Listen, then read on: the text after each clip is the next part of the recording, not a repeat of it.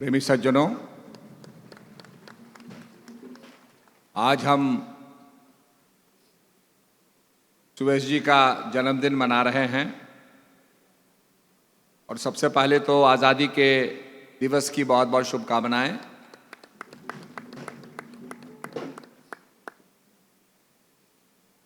और पूरा देश इस जश्न को मना रहा है और उसके साथ साथ हम सुरेश जी का जन्मदिन भी मना रहे हैं कि आज वो धराधाम पर आए और कई देशों के अंदर कई प्रेमी विदेशों में भी इसी कार्यक्रम को मना रहे हैं। तो हमारे लिए बड़े हर्ष का विषय है और हम श्री महाराज जी से और जगत जननी माता जी से प्रार्थना करते हैं कि उनका जीवन यशस्वी हो, दीर्घजीवी हों और अध्यात्म के जरिए अपने देश की सेवा करें। आपने देखा होगा कि पहले से हम लोग आर्थिक रूप से संपन्न हुए हैं, शिक्षा के बड़े बड़े केंद्र बन गए, डिग्रियां प्राप्त कर रहे हैं लोग। और अभी अभी जो जंतर मंतर में आपने देखा कि जिस भाषा का उपयोग किया गया और गाली गलौज का उपयोग किया गया, ये दर्शाता है कि हमारी मन की स्थिति क्या है। ये चिंता का विषय है और निश्चित रूप में हमारा चरित्र कैसा हो, मर्यादा कैसी हो, हमारी शब्दावली कैसे हो, ये जो हमारा कर्तव्य है ये बहुत चीज सिखाता है। हम लोगों को जापान जाने का मौका मिला तो हमारे पास कुछ कूड़ा हो गया था, गार्बेज, लिफाफे थे, कुछ गंदे लिफाफे थे, कुछ छिलके थे। तो हम ढूंढ रहे थे कि कोई हमें गार्बेज का कैन मिल जाए, डब्बा मिल जाए तो उसमें हम डाल दें, पर वहां कहीं डब्बा ही नहीं था। हम ढूंढते रहे। थोड़ी देर के बाद एक जापानी हमारे सामने आया तो उसको हमने इशारे से किया, क्योंकि हम जापानी जानते नहीं थे और वो अंग्रेजी जानता नहीं था। तो हमने उसको एक सिग्नल किया कि भाई ये डालना है। तो उसने कहा आप किसी चाय की दुकान, किसी कैफेटेरिया में जाओ, वहां पर आपको ये गार्बेज बॉक्स मिलेगा। अब वो सब चीजें तो जापानी में लिखी हुई हैं। तो उसने कहा आप नहीं समझ पाओगे, मेरे साथ चलो। तो हमको लेकर के चाय की दुकान में ले गया, कैफेटेरिया में ले गया और वहां दिखाया कि साहब ये डब्बा है, इसमें डालो। तो ये एक देश की भावना होती है और जितनी विनम्रता हमने उनमें देखी, जापानीज में देखी, आपस में सत्कार करने की बात, झुक करके अभिवादन करने की बात, यह आपको अन्यत्र नहीं मिलेगी। इसीलिए हमारे शास्त्रों में भी कहा है मीठा बोलो, तो मीठा बोलो, सत्य बोलो, पर मीठा बोलो ताकि लोगों को कर्णप्रिय हो। और ये सब चीजें इसलिए हो रही हैं, फ्रस्ट्रेशन पैदा हो गया लोगों में, फ्रस्ट्रेशन के जरिए जो है अशांति पैदा हो गई है। इस प्रकार की जो भावना है, ये सब अध्यात्म की कमी से हो रहा है। तो जैसा हमारा मन में हमारा चिंतन होगा वैसे ही वो चीज प्रकट होगी। एक गांव के अंदर, छोटा सा गांव था, उसमें एक आदमी रहता था। उस गांव के नजदीक एक बहुत बड़ा पहाड़ था। तो वो पहाड़ पर जाने लगा तो एक दिन उसका छोटा बेटा भी कहने लगा मैं भी आपके साथ जाऊंगा। पिता ने कहा नहीं बेटा, ये रास्ता बहुत सकरा है, it is a very narrow path, तुम यहीं रहो। उसने कहा नहीं पिताजी, मैं भी आपके साथ जाऊंगा। अब पिताजी के साथ चलने लग गया, उंगली पकड़ के चलने लग गया। रास्ता बड़ा भीड़ा था। चलते चलते एक पत्थर आया, पत्थर से वो टकरा गया। क्योंकि पिताजी को तो सारा रास्ता मालूम था, वो तो पत्थर से बच के निकल गए, पर वो नहीं निकल पाया। वो पत्थर उसको लग गया और उसके मुंह से आहा निकली।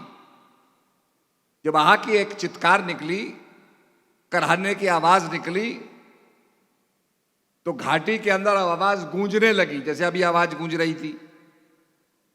जब गूंजने लगी तो उस लड़के को बड़ा आश्चर्य हुआ कि कोई आदमी जो है वो भी कराह रहा है, मुझे डरा रहा है। तो गुस्से में आके उसने कुछ शब्द कहे, कौन मेरा पीछा कर रहा है। जब उसने ये कहा तो वो घाटी में आवाज गूंजी और उसके पास आवाज आई, कौन मेरा पीछा कर रहा है। तो लड़का बड़ा आश्चर्यचकित हो गया कि भाई ये तो कोई आदमी है जो बिल्कुल गुस्से में मुझसे बात कर रहा है। तो वो बड़ा भयभीत हो गया कि भाई कौन मेरा पीछा कर रहा है। उसने पिता की तरफ देखा, पिताजी उसके समस्या को समझ गए कि भाई इस बेटे को क्या समस्या है। पिताजी ने कहा, घाटी की तरफ मुंह करते हुए कहा कि भाई तुम बड़े अच्छे हो। जब उसने कहा तुम बड़े अच्छे हो तो घाटी से आवाज आई, तुम बड़े अच्छे हो। पिता ने कहा मैं तुमसे प्यार करता हूं, तो घाटी से आवाज आई, मैं तुमसे प्यार करता हूं। तो लड़के को बड़ा आश्चर्य हुआ कि अभी जो गुस्से में बोल रहा था वो तो प्यार की बातें कर रहा है, मीठी बातें कर रहा है और कहता है कि तुम बड़े अच्छे हो।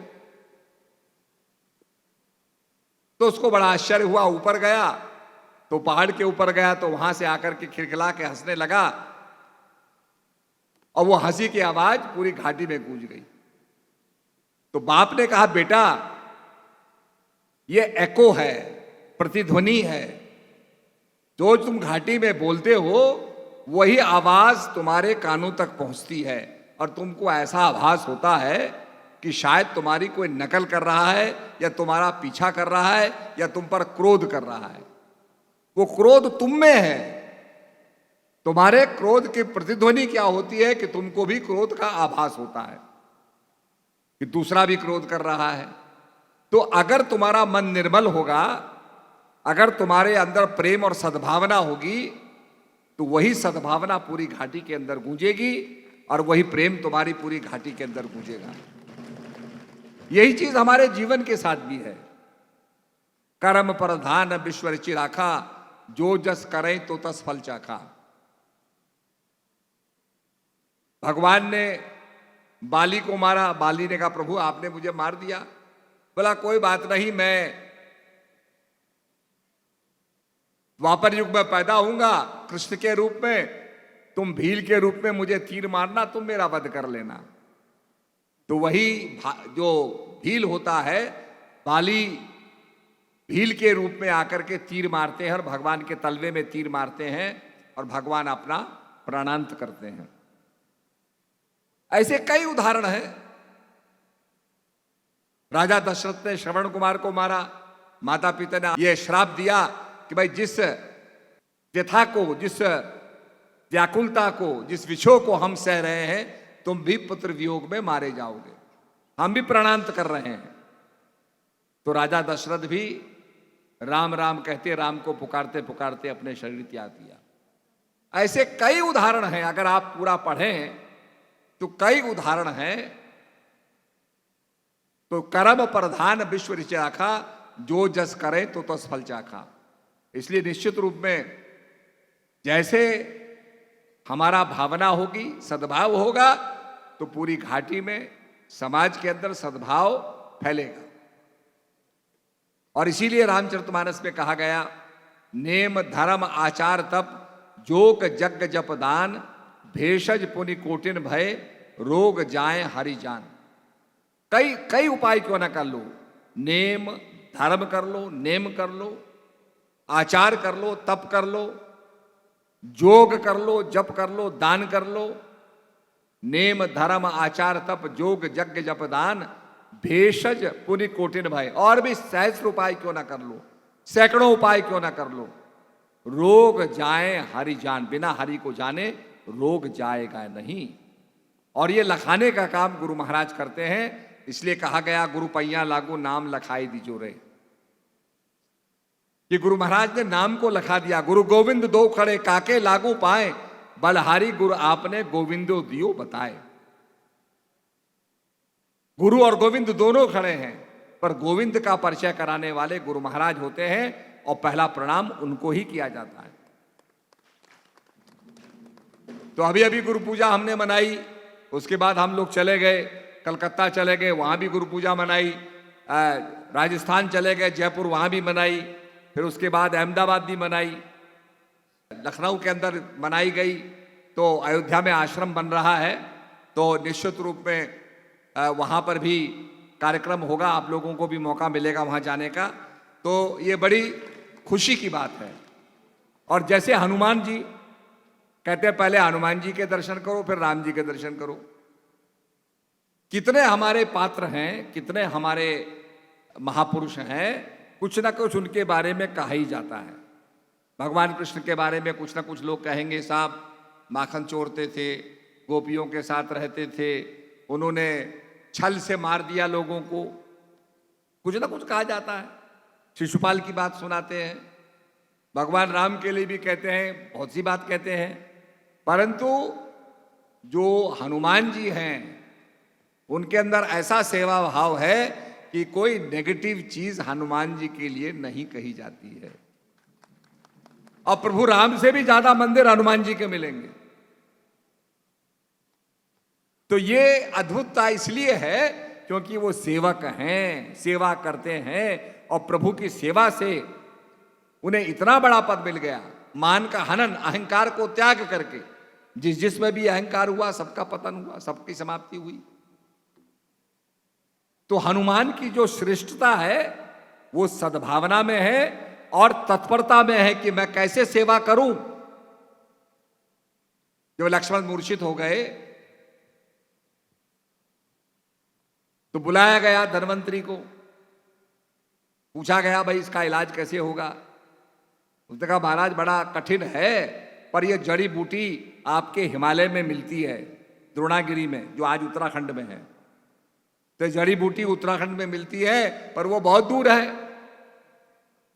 हनुमान जी ने वो अवसर नहीं चूका सेवा का, कहा मैं लाऊंगा महाराज, आप आज्ञा दीजिए मैं लाता हूं। बोला सूर्योदय होने से पहले पहले लाना है। बोला महाराज मैं लाऊंगा, आप चिंता ना करें। तो ये जो हनुमान जी की सेवा की तत्परता, गुरु महाराज की आज्ञा मान करके सेवा करने की तत्परता, मैं करूंगा, आत्मविश्वास, ये उनको सबसे सरल और उत्तम बनाता है। इसलिए देखा होगा हनुमान जी की कोई नेगेटिविटी नहीं है।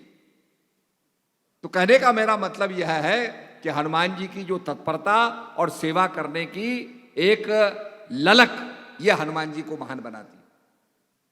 तो यही ललक हमारे अंदर होनी चाहिए, वो हनुमान के गुण हमारे अंदर भी प्रकट होने चाहिए। वो साधना का अवसर, सेवा का अवसर हमें प्राप्त हो, ये भावना हमारी होनी चाहिए। तो आज हम सुयश जी का जन्मदिन मना रहे हैं और निश्चित रूप में उनका जीवन यशस्वी हो और गुरु महाराज का आशीर्वाद उन्हें प्राप्त हो, आगे बढ़ते जाएं, यही कामना के साथ सबको मेरा दुआ आशीर्वाद।